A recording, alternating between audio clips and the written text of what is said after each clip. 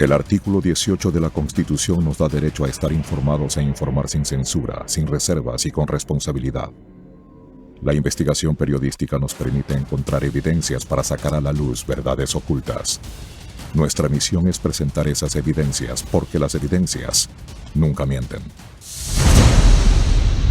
Muy buenas noches, estimados televidentes. Esto es Artículo 18, donde solo cuentan las evidencias. Del 3 al 13 de octubre, los ecuatorianos vivimos días de conmoción nacional. Imágenes que quedarán grabadas en nuestra memoria. Quienes sufrieron los actos vandálicos y las agresiones difícilmente podrán olvidar el miedo y la incertidumbre que tuvieron que soportar. El domingo pasado se iniciaron los diálogos y volvió la paz. El presidente Lenín Moreno aceptó la derogatoria del decreto 883 planteada por el movimiento indígena y acordaron además la expedición de un nuevo decreto. Esta semana hemos preparado un nuevo resumen sobre lo que el paro nos dejó, cifras, detenidos y consecuencias a futuro.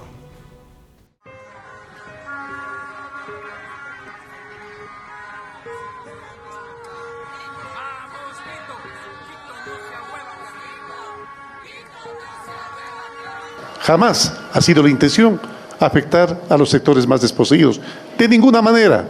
¿Por qué habría de hacerlo? Precisamente por eso, cuando se emitió el decreto, se manifestó que se iba a empezar un gran programa de desarrollo del agro, además de las compensaciones necesarias para que nadie se vea afectado, que los más pobres no se vean afectados. Es una medida que ha provocado una convulsión social y una pérdida millonaria para todos los sectores económicos productivos de nuestro país. Tenemos un acuerdo. Como resultado del diálogo, se establece un nuevo decreto que deja sin efecto el decreto 883.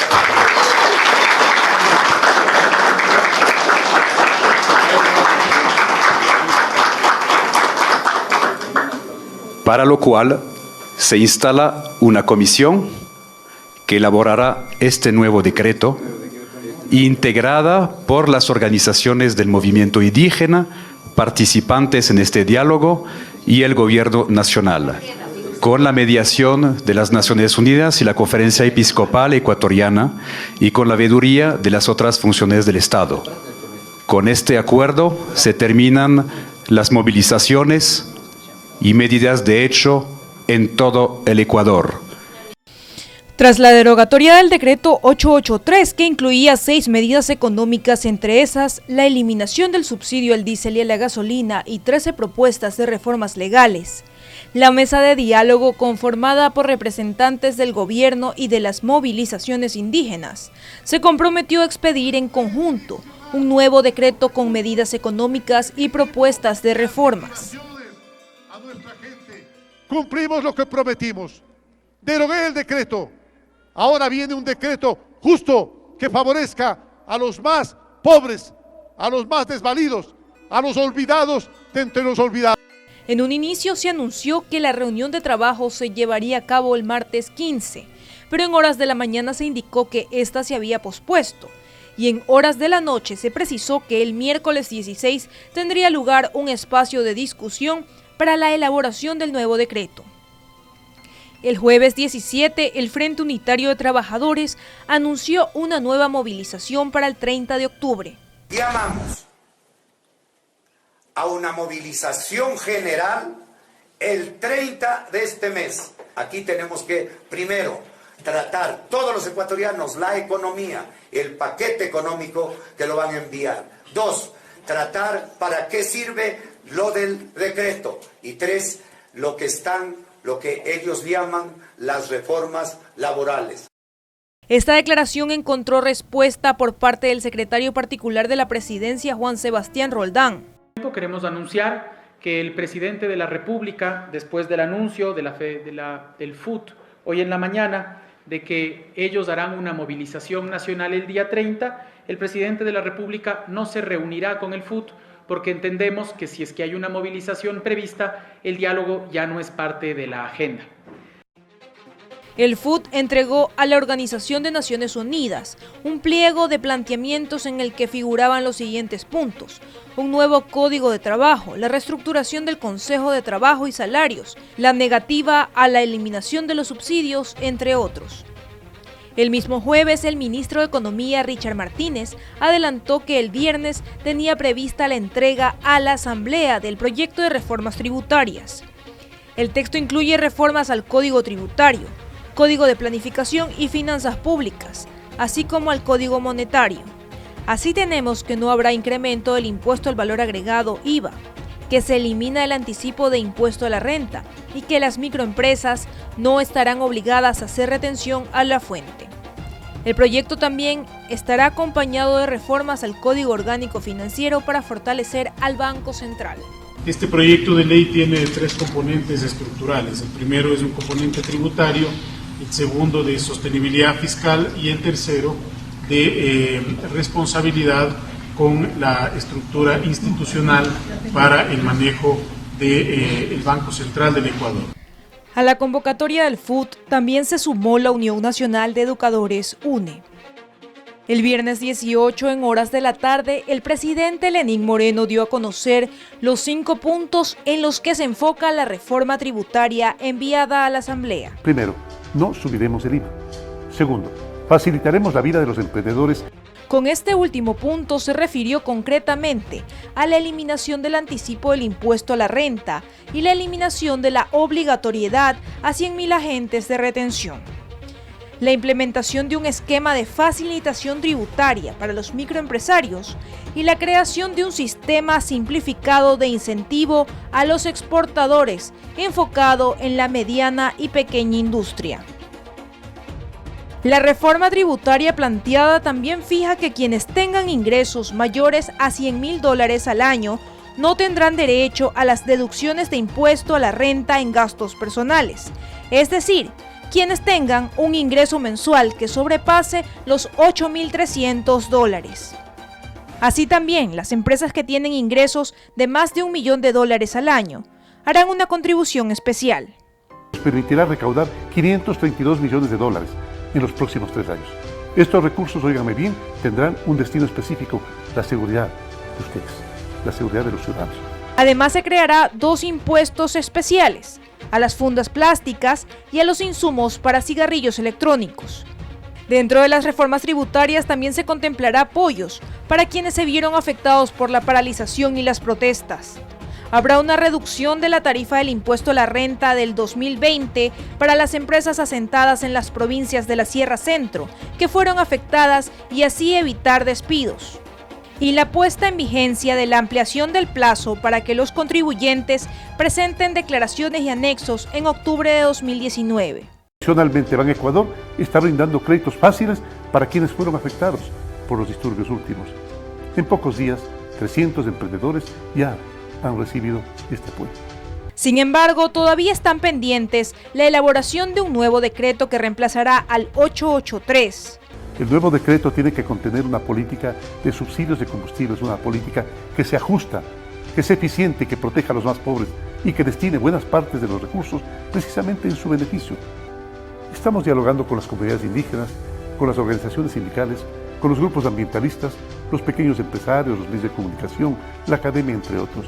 Vamos a discutir para llegar a un acuerdo sobre cómo focalizar los subsidios. Y la implementación de reformas laborales, que para su elaboración invitó al gremio laboral, a las universidades y a los gremios empresariales. En cuanto a la reforma laboral, les recuerdo que nuestro deber es que se mantengan intactos los derechos de aquellos que ya tienen trabajo. Pero sobre todo, es nuestro deber preocuparnos por aquellas personas que no tienen trabajo, que son los que más mal la pasan. El diálogo está bien. Mi mano siempre está extendida, pero cuando alguien quiera amedrentar a los ecuatorianos, el puño está cerrado. Soy un presidente democrático, pero también un gobernante que hace prevalecer la ley. Desde el punto de vista de la productividad, una paralización significa cuantiosas pérdidas, por lo que se dejó de trabajar y de percibir. Veamos algunas de las cifras expuestas por los representantes de los sectores comerciales e industriales del país. así como cuál es el balance de daños presentado por las autoridades correspondientes. La que termina fue una semana dedicada al recuento de los daños, a contabilizar cuánto se perdió y cuánto daño le hizo al país.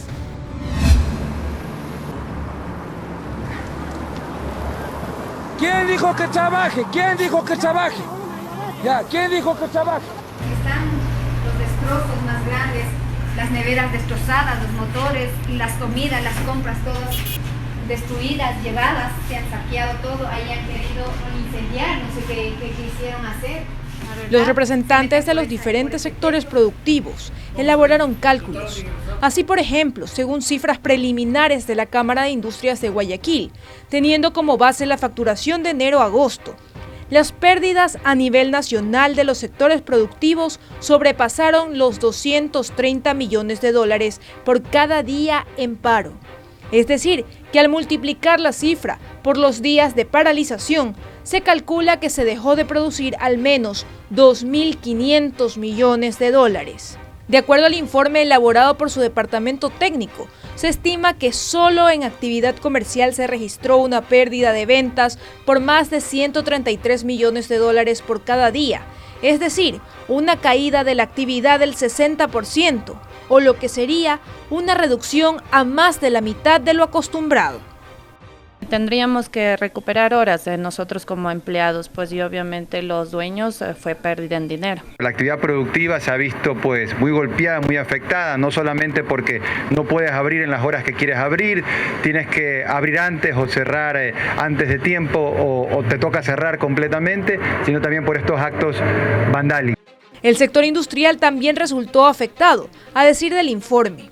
Se calcula que las industrias han experimentado pérdidas en ventas locales por más de 30 millones de dólares al día y de más de 8 millones de dólares por cada día en exportaciones. La agricultura y la ganadería también registraron pérdidas en ventas locales y exportaciones por más de 17 millones de dólares por cada día. Algunos sectores resultaron tan afectados que se declararon en emergencia. La Asociación de Productores Ecuatorianos de Frutas y Legumbres, APROFEL, por ejemplo, emitió un comunicado en el que aseguraba que como resultado de las paralizaciones se estaba arriesgando la producción y venta de los próximos 3 meses, lo que además provocaría el incumplimiento de pedidos con Estados Unidos, Europa y Japón. El sector del brócoli genera 4.000 plazas de empleo directo que benefician a las comunidades de Cotopaxi y tan solo en 2018 ingresaron a nuestro país 119 millones de dólares por la exportación de este producto. Ya se va la gente de la POSCO. Sí, le sacaron a la gente de la POSCO, están ahí. Hoy a las 6:30 de la tarde. Vamos entrando a una plantación a sacar a todos al paro. La Asociación Nacional de Productores y Exportadores de Flores del Ecuador, Expoflores, también se declaró en emergencia. Además de las agresiones a trabajadores que no plegaron al paro y de los daños a plantaciones y fincas, Expoflores registró aproximadamente 30 millones de dólares en pérdidas y el riesgo de que 20.000 toneladas de flores no pudieran exportarse, cantidad equivalente a 250 millones de dólares. Según la Cámara Marítima del Ecuador, el comercio exterior también sufrió un revés por las paralizaciones y cita que de acuerdo a una estimación de la Asociación de Terminales Portuarios Privados de Guayaquil, ASOTEP, los puertos de Guayaquil recibieron entre un 15% y 20% menos del volumen de la fruta que acostumbran enviar hacia destinos como la Unión Europea, Estados Unidos y Medio Oriente. Por su parte, Patricio Larcón, presidente de la Cámara de Comercio de Quito y representante del Comité Empresarial Ecuatoriano, anunció que la pérdida diaria en ventas bordea los 120 millones de dólares por día, siendo mayor la afectación al sector comercial. Nosotros calculamos que solo en el sector comercial a nivel nacional se han perdido alrededor de 730 millones de dólares. Jorge Guatet, presidente de Banecuador, entidad estatal que facilita créditos, también tiene una aproximación de las pérdidas. Contabilizando más de 2.000 millones de dólares en pérdidas. Y asegura que conscientes de las pérdidas firmaron un convenio con la Cámara de Comercio de Quito para ofrecer $300 millones para la reactivación de los negocios afectados. Los afectados por vandalismo, una línea sin garantía. Pero al balance económico se suman las pérdidas humanas. La Defensoría del Pueblo anunció que durante los 12 días de manifestaciones registró 8 personas fallecidas, 1.340 personas heridas y un total de 1.192 personas detenidas. Hemos levantado la información y desde el 3 de octubre hasta el 13 de octubre reportan 8 personas fallecidas, cuyos nombres: Raúl Chilpe, Marco Otto, José Daniel Chaluiza Cusco, Inocencio Tucumbi, José Rodrigo Chaluiza, Abelardo Vega Caizaguano, Silvia Marlene Vera Navarrete y Edison Eduardo Mosquera Amagu. Por su parte, el Ministerio de Gobierno también expuso sus cifras. La Defensoría del Pueblo ha ofrecido una cifra. Respecto de esta cifra, nosotros hemos verificado la información. ¿Qué es lo que tenemos? Tenemos 6 personas con muertes calificadas como accidentales por accidentes de tránsito o precipitación. La precipitación es la caída. Hay una persona incluida en la lista de la Defensoría del Pueblo cuyo nombre no lo encontramos en ninguna institución, que no está en ningún reporte y que podría tratarse de un nombre repetido de esa misma lista, que efectivamente es una de las personas que sufrió una caída en San Roque. Chaluiza José Rodrigo.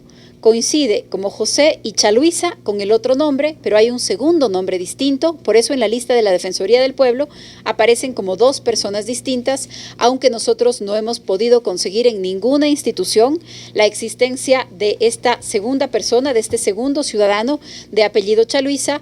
Presumimos que podría tratarse de la misma persona, repetido su nombre. Y también hay una 8ª persona de apellido Mosquera, el ciudadano de apellido Mosquera. En este caso hay una investigación ya en Fiscalía y en DINASED, porque esta es una muerte producida por arma. Pero un dato que es muy importante y que es relevante es que este hecho se produjo en Cumandá. No se produjo en las zonas en donde habían los enfrentamientos o la actuación de la policía. Además, esta cartera de Estado contabilizó 26 unidades de policía comunitaria destruidas, una unidad de vigilancia comunitaria quemada, 108 vehículos policiales afectados y un intento de incinerar un blindado con 2 policías en su interior. En cuanto a las detenciones, 1.330 personas fueron aprehendidas, de las cuales 57 eran de nacionalidad extranjera. Por su parte, el Sistema de Salud Pública registró 1.507 personas atendidas y dentro de esta cifra constan 435 miembros policiales.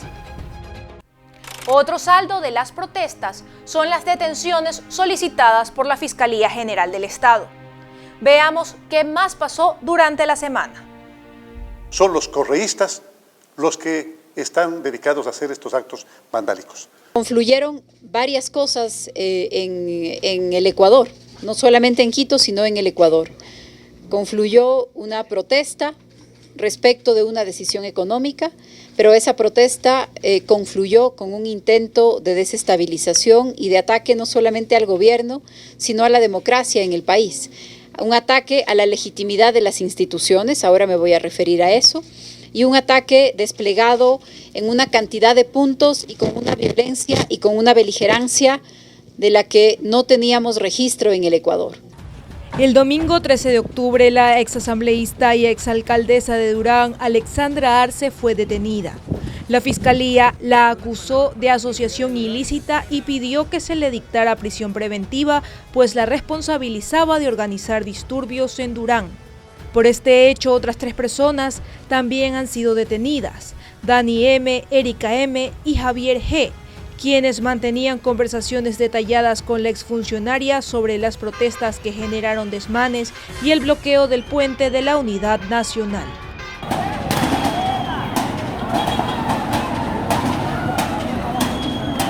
La madrugada del lunes 14 de octubre, la prefecta de Pichincha, Paola Pavón, también fue detenida en Quito tras el allanamiento de su vivienda. Quiero ver la orden judicial y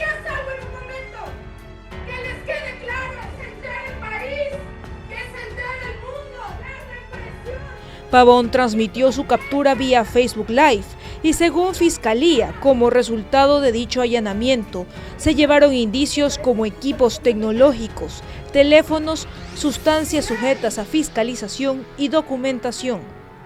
La acusación que la entidad le formuló fue por rebelión. La Fiscalía presentó, aunque ustedes no lo crean, chats de WhatsApp. ¿Qué dicen? Que básicamente tienen discusiones internas políticas. Ha quedado apelada la prisión preventiva de manera oral, hay que ratificar la apelación de manera escrita. El lunes se ejecutaron otros 6 operativos simultáneos en la capital y también fueron apresados Cristian G. y Pablo del H., ambos colaboradores de Pavón. El primero, la policía lo vincula con el financiamiento de grupos violentos, mientras que al segundo lo señala como encargado de logística y abastecimiento.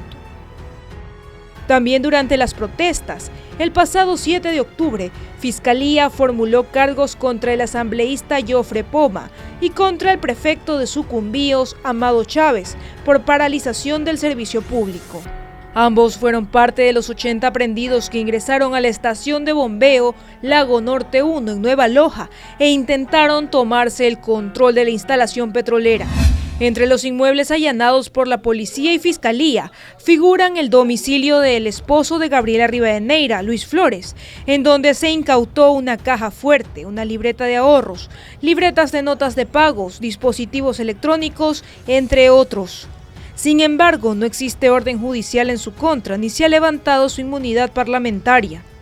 A decir del asambleísta, quien desde el pasado 12 de octubre permanece en la Embajada de México en Quito, la madrugada del 14 de octubre la policía entró a su casa, se llevó cuadernos, un álbum de foto con presidentes y personalidades del mundo, libros, documentación y documentos personales. Para entrar a mi casa y allanarla se fueron por la vía inverosímil de incriminar a mi esposo, incitación y terrorismo por una selfie de no creer, indicó la asambleísta en el comunicado en su cuenta de Twitter. Rivadeneira no fue la única que solicitó asilo en la embajada del país azteca. Los asambleístas Soledad Buendía y Carlos Viteri, el asambleísta alterno Luis Fernando Molina, los cónyuges de Buendía y Viteri, Edwin Jarrín y Tania Pauker, y Leonidas Moreno, procurador síndico de la prefectura de Pichincha, también lo hicieron. Así es, recibirían parcialmente su salario porque cuando vienen los alternos ellos reciben una proporción por las sesiones y por los plenos a los que participan. O sea, mientras permanezcan asilados o refugiados, van a seguir ganando el sueldo. Así es, si es que ellos no pierden su calidad de asambleístas, ellos podrían, si principalizan a sus alternos, mantener su cargo. Es un tema que nunca se ha visto, obviamente tendremos que analizarlo y además de ser necesario, pues hacer las reformas pertinentes en la Ley Orgánica de la Función Legislativa para prever una respuesta y una solución en estos casos. Además, el inmueble del secretario ejecutivo del Movimiento Político de Revolución Ciudadana Fuerza Compromiso Social y exasambleísta Virgilio Hernández fue allanado el lunes pasado. Hernández fue uno de los nombres cercanos al correísmo, a los que el presidente Lenín Moreno mencionó como desestabilizadores del gobierno durante las protestas.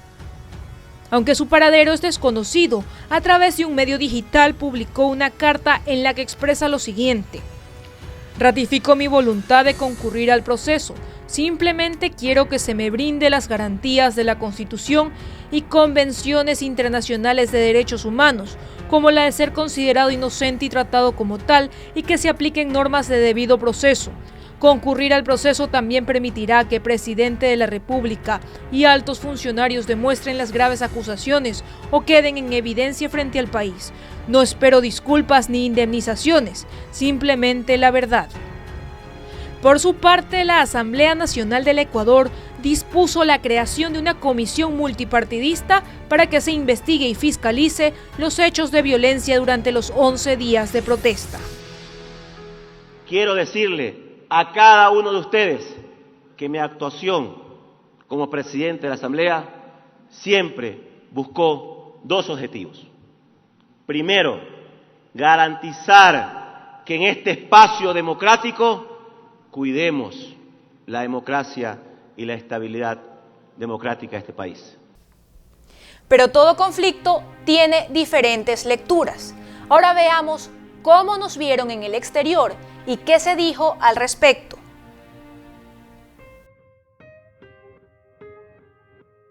Más allá de que el país protagonizara titulares de noticias por las manifestaciones, lo vivido trajo consecuencias en la percepción internacional. Por ejemplo, en el riesgo país, que es el indicador que mide las probabilidades de que una nación caiga en mora en sus obligaciones crediticias. Mientras más alto es el indicador, más riesgoso resulta el país. Por lo tanto, los mercados cobran intereses más altos a esa nación cuando ésta busca financiamiento. En marzo pasado, cuando se dio el acuerdo con el FMI, el indicador se mantuvo en promedio en alrededor de los 500 y 600 puntos. A mediados de agosto, el riesgo país rondaba a los 706 puntos. El 20 de septiembre, la cifra bajó hasta los 608 puntos. Sin embargo, el 8 de octubre, el indicador de riesgo del país aumentó a 777 puntos. 8 días más tarde, el riesgo país de Ecuador alcanzó su nivel más alto de 2019, 823 puntos. El 16 de octubre, el Fondo Monetario Internacional se pronunció sobre lo ocurrido en Ecuador. Jerry Rice, vocero principal de la institución, emitió un comunicado en el que expresaba su solidaridad a todos los afectados por la violencia y en el que apoyaba los esfuerzos del gobierno para encontrar un acuerdo que aborde los desafíos económicos actuales y proteja a los más vulnerables de la sociedad.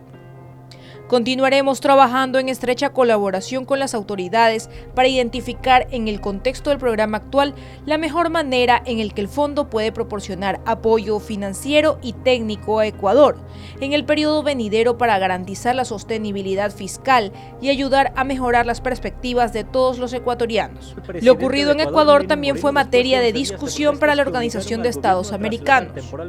Los propósitos políticos de desestabilización son patentes.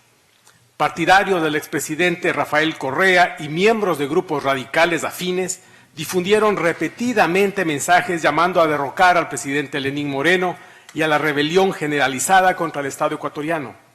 Produce especial preocupación para el Ecuador el pronunciamiento en apoyo de la acción violenta por parte del jefe de las FARC disidentes, que ha retomado las armas en Colombia. Asimismo, nos preocupa la detención de ciudadanos venezolanos en el país en actos de violencia en las manifestaciones. Como ustedes saben, y es una norma de toda la nación, los ciudadanos extranjeros no pueden, para empezar, actuar en asuntos políticos o intervenir en asuntos políticos del Estado que les acoge. El impacto de la eliminación del subsidio en el contrabando de los combustibles termina también con un jugoso negocio ilícito manejado por organizaciones del crimen transnacional que trascienden las fronteras de nuestro país. Rechazamos el pronunciamiento de un alto funcionario del régimen del señor Maduro apoyando la, cito, rebelión en Ecuador. Fin de la cita. Como resultado, el pasado 15 de octubre, en sesión extraordinaria, la OEA aprobó una declaratoria en defensa de la democracia y la paz social. Esto ha sido todo por hoy. Que tengan muy buenas noches.